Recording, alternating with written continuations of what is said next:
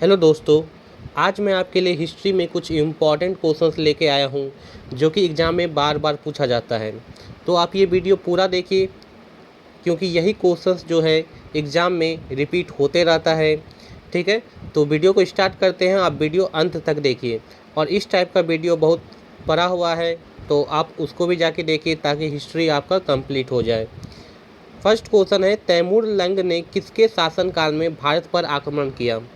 तो याद रखना है कि तैमूर लंग ने नसीरुद्दीन मोहम्मद तुगलक इसके शासनकाल में भारत पे क्या किया था? आक्रमण किया था। तो ऑप्शन नंबर बी इसका करेक्ट होगा। उसके बाद है, अमीर खुसरो ने किसके विकास में अग्रगामी की भूमिका निभाई थी? तो किसके विकास में? याद रखना है खरी बोली।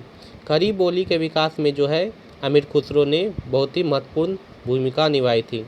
उसके बाद है, भारत में पोलो खेल का प्रचलन किया। तो भारत में पोलो खेल का प्रचलन किसने किया? तो याद रखना है तुर्की ने। तुर्कियों ने भारत में पोलो खेल का प्रचलन किया।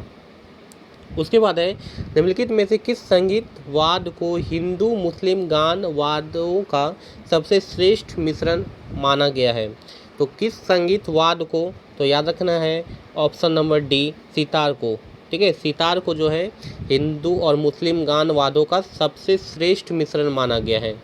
चलिए नेक्स्ट क्वेश्चन है कि कबीर के गुरु कौन थे? तो याद रखना है कबीर के गुरु कौन थे? ऑप्शन नंबर सी करेक्ट होगा, रामानंद। कबीर के गुरु का नाम क्या था? रामानंद। उसके बाद है, संत कबीर का जन्म कहाँ हुआ था? तो याद रखना है कि संत कबीर का जो जन्म हुआ था वो हुआ था मगहर में।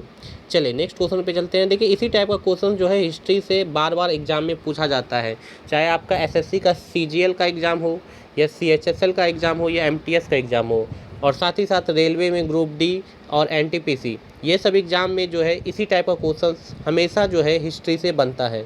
इसलिए मैं आपके लिए ये सारा क्वेश्चंस का वीडियो लाते रहता हूँ, तो आप उसे ज़रूर देखिए। देखिए नेक्स्ट क्वेश्चन है कि भक्त तुकाराम कौन से मुगल सम्राट के समकालीन थे? तो तुकाराम जो थे, याद रखना है जहांगीर जो थे, ठीक है, ये मुगल सम्राट के ही समकालीन थे, मतलब इसी के शासनकाल में जो थे तुकाराम रहा करते थे। उसके बाद है कि अद्वैतवाद के सिद्धांत के प्रतिपादक कौन थे?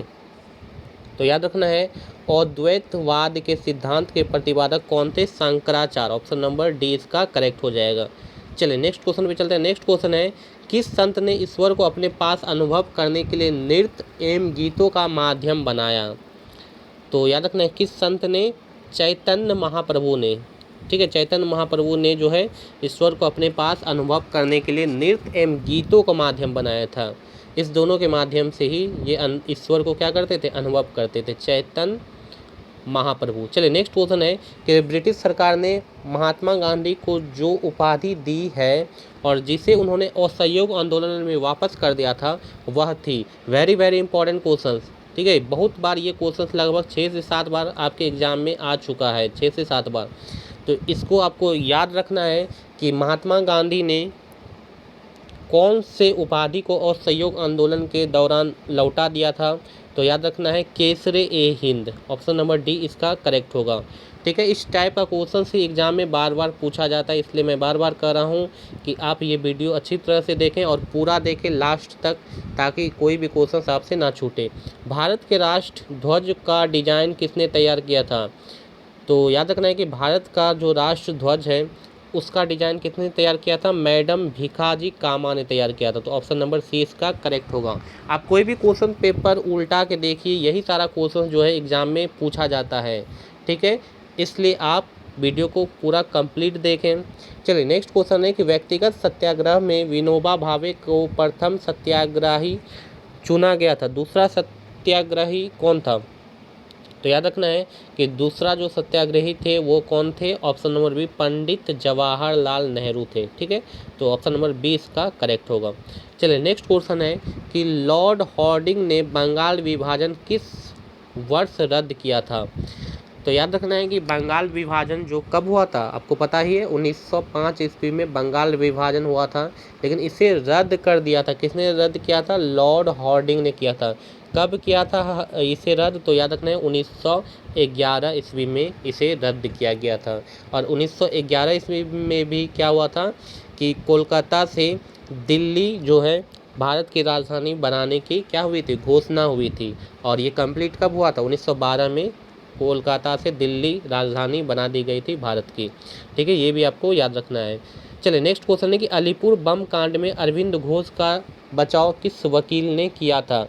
देखिए एसएससी में ये 2 से 3 बार क्वेश्चन आ चुका है, तो याद रखना है कि अलीपुर बम कांड में अरविंद घोष का बचाव किसने किया था, किस वकील ने, तो उनका नाम था CR दास। ऑप्शन नंबर इसका बी करेक्ट होगा। ठीक है, चलिए नेक्स्ट क्वेश्चन है मुस्लिम लीग का प्रथम अध्यक्ष कौन था। तो याद रखना है कि मुस्लिम लीग का प्रथम अध्यक्ष कौन था, आगा खां। 6 से 7 बार आपके कॉम्पिटिशन के एग्जाम में ये पूछा गया है क्वेश्चन। ठीक है, वेरी वेरी इंपॉर्टेंट क्वेश्चन है, तो आपको इसे रट लेना है। चलिए नेक्स्ट क्वेश्चन की तरफ चलते हैं। नेक्स्ट क्वेश्चन है कि अभिनव भारत नामक अंग्रेज विरोधी संगठन की स्थापना की थी। तो अभिनव भारत जो संगठन था उसका स्थापना किसने किया था, तो याद रखना है VD सावरकर ने किया था। ठीक है, मोस्ट इम्पॉर्टेंट क्वेश्चंस। देखिए सारा क्वेश्चंस इम्पॉर्टेंट है, ठीक है, इसलिए आपको क्वेश्चंस जो है उसको याद भी करते चलना है। किसने मोहम्मद अली जिन्ना को हिंदू मुस्लिम एकता का दूत कहा था। तो मोहम्मद अली जिन्ना को हिंदू मुस्लिम एकता का दूत किसने कहा था, तो उनका नाम है सरोजनी नायडू। ऑप्शन नंबर इसका 1 करेक्ट होगा। ठीक है, वीडियो को 2-3 बार देख लीजिए ताकि आपको अच्छी तरह से ये क्वेश्चंस को याद हो जाए, ताकि एग्ज़ाम में जब आए तो आप उसे करके आए। नेक्स्ट क्वेश्चन है कि सूरत की फूट के बाद कांग्रेस किसके हाथ में आ गई थी।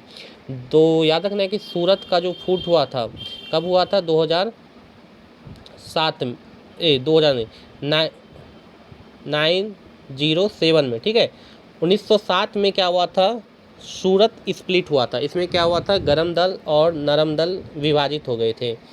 तो इस समय जो है कांग्रेस किसके हाथ में चले गया था, गरम दल या नरम दल या उग्रवादी या इनमें से कोई नहीं।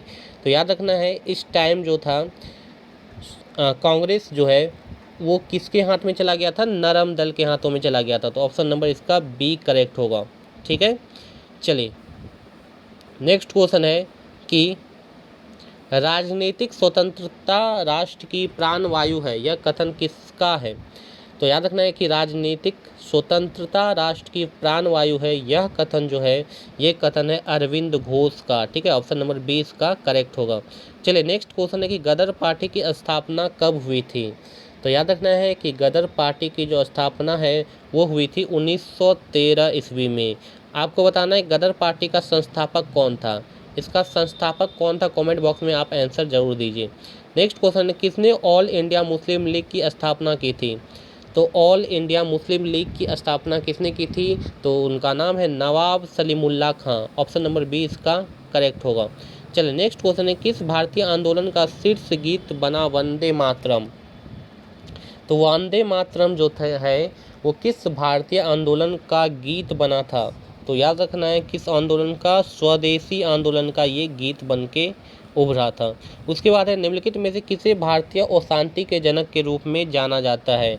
मोस्ट इम्पॉर्टेंट क्वेश्चन 6 से 7 बार आपके एग्जाम में ये पूछा गया है। ठीक है, कंपटीशन के एग्जाम में 6 से 7 बार ये क्वेश्चन रिपीट हुआ है।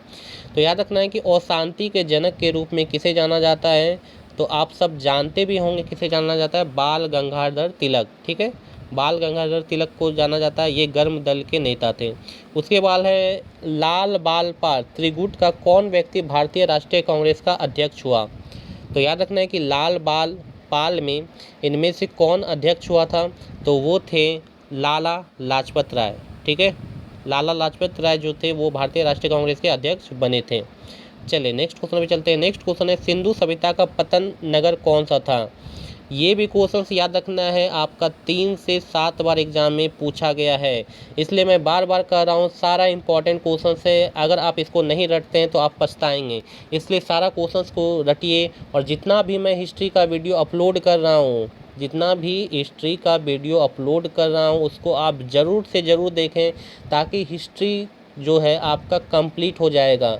ठीक है, आपको हिस्ट्री पढ़ने का ज़रूरत नहीं पड़ेगा, लगभग 95% आपका हिस्ट्री यहीं से कंप्लीट हो जाएगा अगर आप वीडियो देख लेते हैं। तो इसलिए आप वीडियो ज़रूर से ज़रूर देखें। सिंधु सभ्यता का पतन नगर कौन सा था, तो सभी जानते हैं क्योंकि ये क्वेश्चन रिपीट होता है, तो पढ़ने वाले जानते होंगे लोथल। लोथल कहाँ पे है, गुजरात में है। जो चित्रकला के शत्रु हैं मैं उनका शत्रु हूँ, किस मुगल शासक ने कहा था? तो याद रखना है, ये किस मुगल शासक ने कहा था? जहांगीर, क्योंकि आपको पता है कि इनके शासनकाल में चित्रकारी बहुत की जाती थी। ठीक है, जहांगीर के शासनकाल में चित्रकारी बहुत की जाती थी, इसलिए उन्होंने क्या कहा था, और ये खुद एक चित्रकार थे। ठीक है, इसलिए इन्होंने क्या कहा था कि चित्रकला के शत्रु, जो चित्रकला के शत्रु हैं मैं उनका शत्रु हूँ। चलिए नेक्स्ट क्वेश्चन पे चलते हैं। मेवाड़ से युद्ध तथा चित्तौड़ की संधि किसके शासनकाल की महत्वपूर्ण उपलब्धि है? तो याद रखना है, किसके शासनकाल की महत्वपूर्ण उपलब्धि है? तो जहांगीर के शासनकाल की महत्वपूर्ण उपलब्धि है। ठीक है, चित्तौड़ की जो संधि हुई थी और मेवाड़ का जो युद्ध हुआ था। चलिए नेक्स्ट क्वेश्चन है कि निम्नलिखित में से किस शासक का काल संगमरमर का काल कहलाता है? एसएससी में 2 से 3 बार ये क्वेश्चन रिपीट हुआ है। तो किस शासक का काल संगमरमर का काल कहलाता है? तो याद रखना है शाहजहाँ। ठीक है, आपको पता ही है जो संगमरमर का ताजमहल है उसका निर्माण किसने किया था? शाहजहाँ ने किया था, इसलिए इन्हें कहा जाता है संगमरमर का काल कहा जाता है, इनके शासनकाल को। ठीक है, चलिए नेक्स्ट क्वेश्चन पे चलते हैं। नेक्स्ट क्वेश्चन है कि किस मध्यकालीन भारतीय शासक ने पट्टा एवं कबूलियत की प्रथा आरंभ की थी? तो याद रखना, पट्टा एवं कबूलियत की प्रथा आरंभ किसने की थी? तो उनका नाम है शेरशाह। ठीक है, शेरशाह ने आरंभ की थी पट्टा और कबूलियत प्रथा की प्रथा। ठीक है, चलिए नेक्स्ट क्वेश्चन है और ये आपका लास्ट क्वेश्चन है। राजपूताना के निम्न राज्यों में से किस एक ने अकबर की संप्रभुता स्वीकार नहीं की थी? तो किस राजपूताना ने ऐसा किया था? तो याद रखना है मेवाड़। मेवाड़ के राजपूतानों ने जो है अकबर की संप्रभुता स्वीकार नहीं की थी। ठीक है, तो ये देखिए सारा इंपॉर्टेंट क्वेश्चंस को मैंने यहाँ पे डिस्कस किया और इसी टाइप का वीडियो मैं पार्ट वाइज लाता रहता हूँ, तो उसको आप ज़रूर से ज़रूर देखते रहें। और आपको वीडियो कैसा लगा कमेंट बॉक्स में आप ज़रूर बताएं। अच्छा लगा तो वीडियो को लाइक करें और चैनल को ज़रूर से ज़रूर सब्सक्राइब कर लें, ताकि इसी तरह का वीडियो आपको लगातार मिलता रहे। ठीक है, चैनल को इसलिए सब्सक्राइब कर लें और साथ ही नोटिफिकेशन भी आपको मिलता रहेगा अगर चैनल को आप सब्सक्राइब कर लेते हैं। ठीक है, तो आज के लिए इतना ही। फिर से मैं नेक्स्ट वीडियो जल्द ही लाऊंगा, तो उसे भी आप ज़रूर से ज़रूर देखें। Thank you.